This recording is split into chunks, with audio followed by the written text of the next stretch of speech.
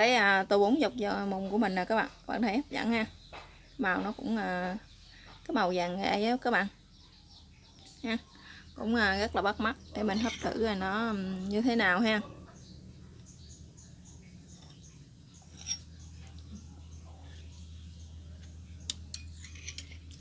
Cái nước nó thì ngọt thanh nha các bạn. Cái có còn cái mùi thơm của nghệ nữa ha. Nghệ thì chúng ta ăn rất tốt cho bao tử.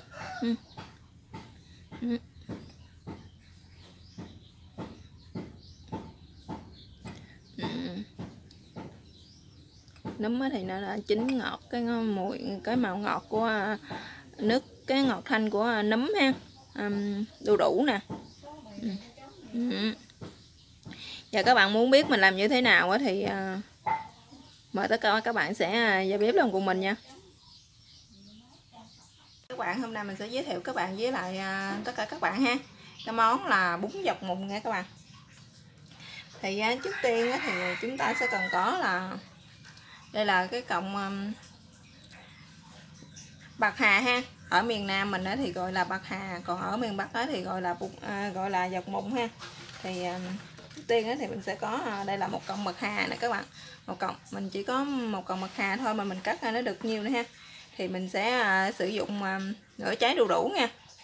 Nửa trái đu đủ, các bạn sử dụng mấy trái đu đủ mỗi vịt á, nhưng mà nó không có vàng, nó vàng như thế này cũng được, nó chín như thế này cũng được ha. Hoặc là nó sẽ sống hơn, nó sống hơn nữa, nó chỉ hơi hường thôi á các bạn, cũng được ha.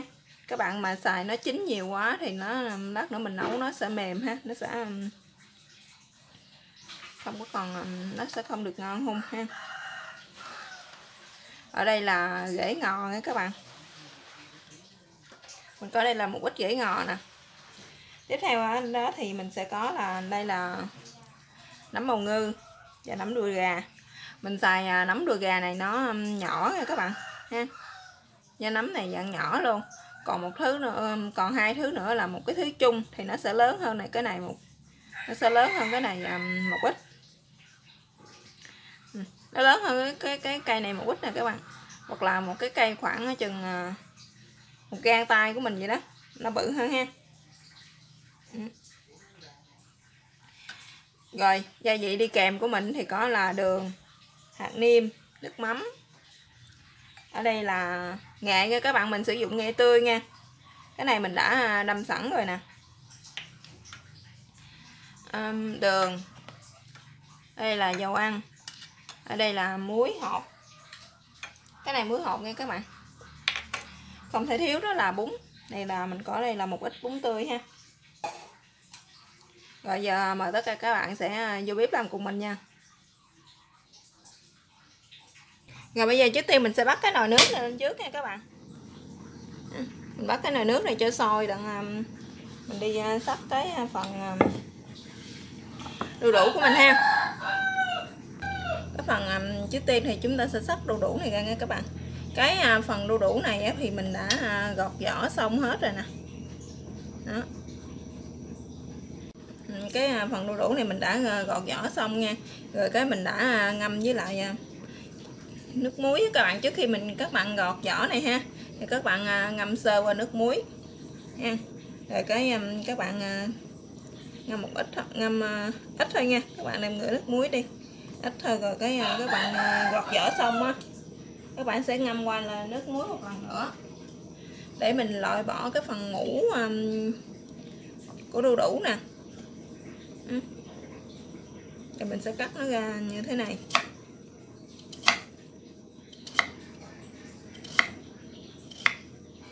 Mình sẽ cắt nó ra như thế này nha các bạn.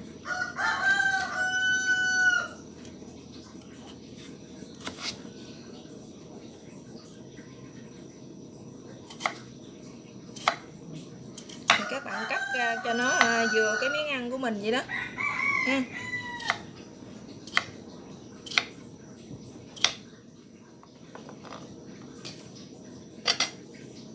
Rồi cái phần đu đủ mình đã gọt xong rồi nè các bạn.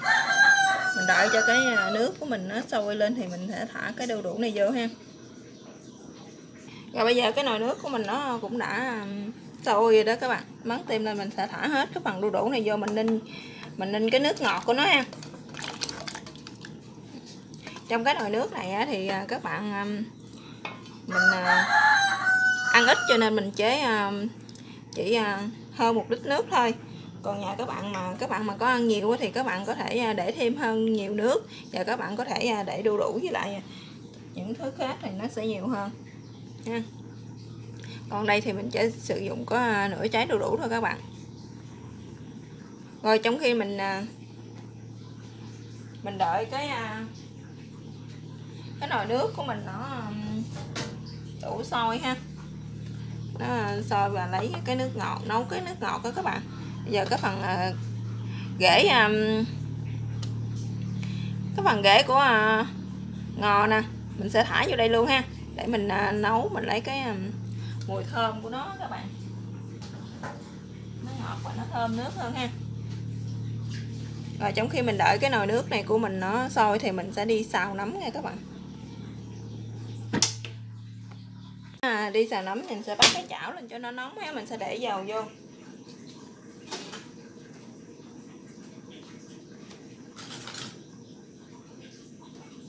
Các bạn để dầu vô thì cho dầu của mình nó mình sẽ cho 2 muỗng dầu ha, cho dầu của mình nó vừa nóng thôi nha các bạn ha.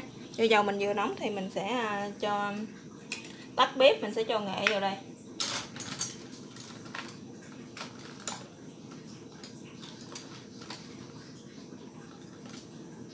Rồi dầu mình nó đã vừa nóng rồi nè, thì mình sẽ tắt bếp ha, mình sẽ cho nghệ vô đây.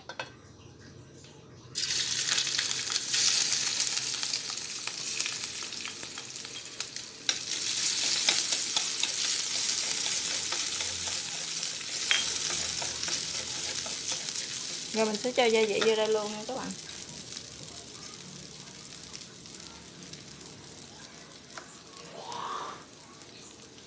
Đây là nước mắm mình sẽ cho vào đây. Mình sẽ cho vào đây 4 muỗng nước mắm.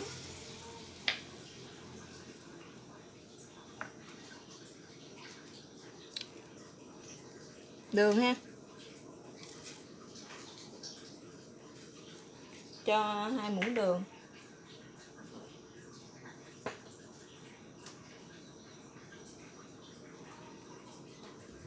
Hạt nêm nha các bạn. Mình sẽ cho 1 muỗng hạt nêm.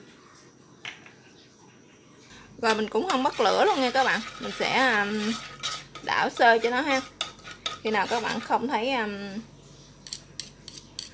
nấm ha, khi nào các bạn không có thấy đường với lại bột ngọt với lại hạt nêm của mình đó nó tan hết ha, không có còn thấy đường với hạt nêm rồi nữa, thì mình sẽ cho nấm vào đó nha các bạn. Rồi trước khi các bạn phải cho vô trong cái chảo cái chảo nghệ của mình ha, thì những cái cây nấm này nè, những cây nấm nhỏ như thế này nè các bạn, những cây nấm bào ngư nó nhỏ như thế này thì các bạn không cần phải xé nó ra ha. Còn những cây nấm bự như thế này thì mình sẽ xé đôi nó ra ha.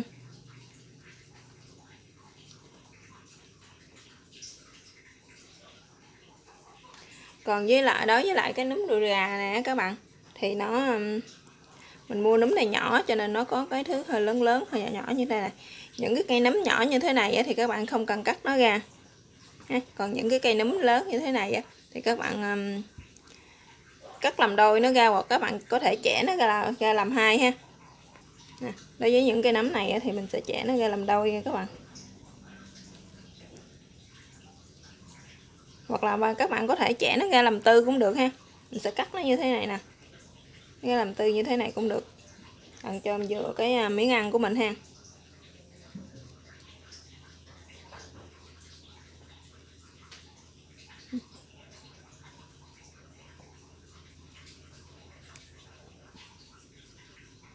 Rồi bây giờ nấm mình đã chẻ xong thì mình sẽ cho nó vô đây nha các bạn.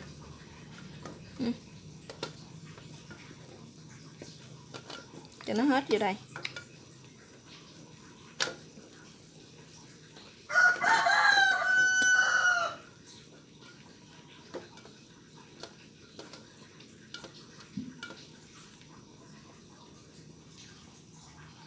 Đã cho hết vô đây, mình sẽ bắt bếp lên để mình xào sơ nó nha các bạn.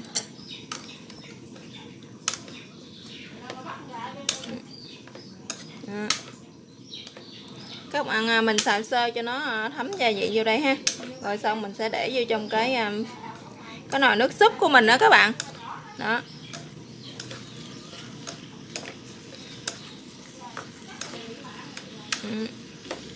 Mình có thể xào như thế này, hoặc là các bạn xào như thế này ha, thì mình ăn, các bạn có thể ăn với cơm ha, hoặc là các bạn ăn với cái món khác thì mình sẽ xào một cái kiểu khác nữa ha.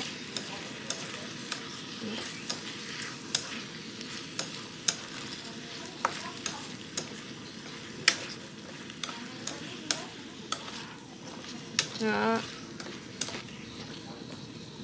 Giờ mình đã làm như thế này, nó đã được rồi nè các bạn, thì giờ mình sẽ cho nó vô trong cái nồi nước súp của mình ha. Rồi bây giờ cái nồi nước dùng của mình nó sôi nè các bạn, bây giờ mình sẽ cho cái phần nấm này vô đây ha.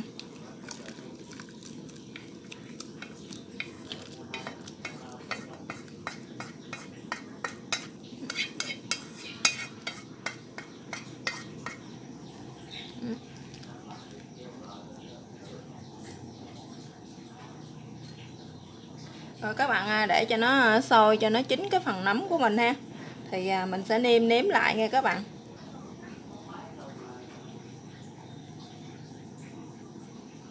Rồi cái phần dọc mùng này ha, cái phần bạc hà này thì các bạn có thể các bạn lột cái phần vỏ lụa nó ra nha, rồi mình sẽ đem đi rửa nha các bạn. Lột cái phần vỏ lụa của nó ra, rồi các bạn hãy rửa sạch cái phần trong này nè các bạn, bám bẵng bụi của nó trong này, mình rửa cho thiệt sạch ha.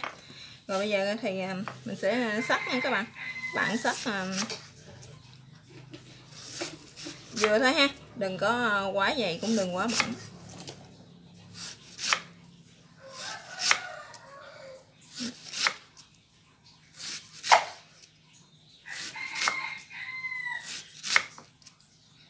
Bạn xắt như vậy cho đến hết cái phần cái cọng dọc mùng này của mình. Rồi nước súp của mình nó đã sôi rồi nè các bạn, nó sôi nhiều rồi ha. Bây giờ mình sẽ cho cái phần dọc mùng vô ha, và ở miền Nam thì mình gọi là bạc hà, mình sẽ cho bạc hà vô đây.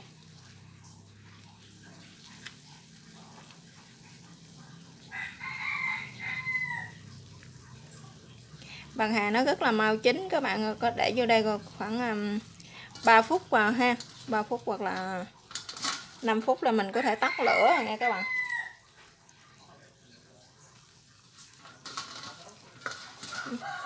Rồi bây giờ mình sẽ nhận hết vô đây, rồi giờ mình sẽ nêm nó lại nha các bạn. Nêm nó lại coi nó vừa ăn chưa ha.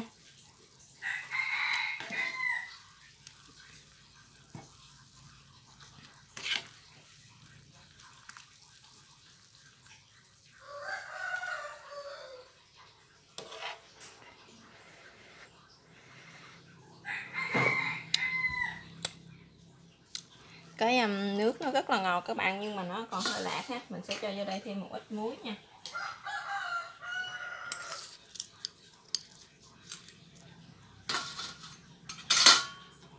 Nè, mình sẽ cho vô đây nửa muỗng cà phê muối hột nha các bạn.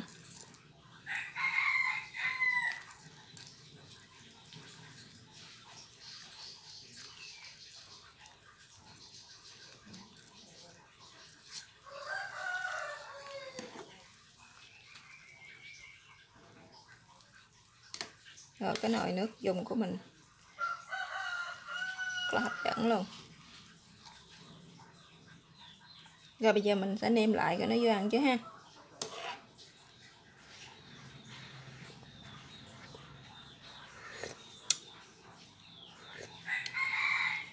Rồi bây giờ khẩu vị của mình như thế này thì nó đã vừa. Còn khẩu vị gia đình của các bạn như thế nào thì các bạn có thể gia giảm gia vị theo tùy ý của mỗi gia đình ha. Cái phần này thì nó về là mình sẽ xắt cái phần rau ngò hồi nãy các bạn, mình sẽ để lên đây nữa là xong cái nồi nước dùng của mình ha. Rồi bây giờ cái phần ngò nè, mình sẽ gãi vô đây nha các bạn. Các bạn xắt vừa thôi nha, đừng có quá nhuyễn mà cũng đừng quá to. Bạn xắt nhuyễn quá thì để vô cái nồi nữa. Lát nữa mình để vô cái tô bún của mình, nó sẽ dòm thấy không ngon, không đẹp nha các bạn.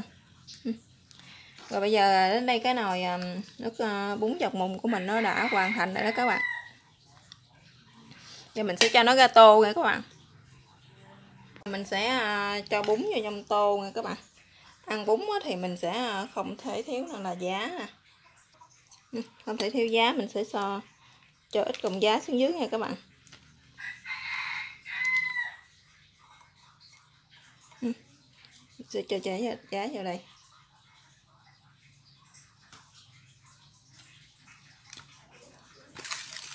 Bún mình sẽ cho nó vô đó.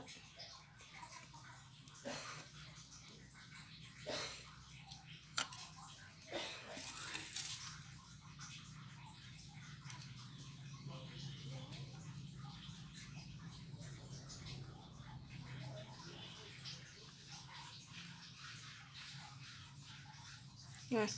Bây giờ mình sẽ múc cái nước bún để vô nha.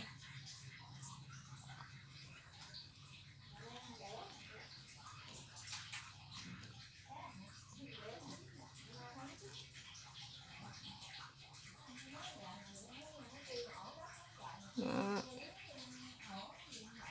Rồi bây giờ đây là cái tô bún dọc mùng của mình nó đã hoàn thành rồi nè các bạn. Bạn thấy hấp dẫn ha. Rồi bây giờ cái món bún dọc mùng của mình giờ nó đã hoàn thành. Cảm ơn các bạn đã theo dõi video của mình. Chào các bạn và hẹn gặp lại các bạn ha.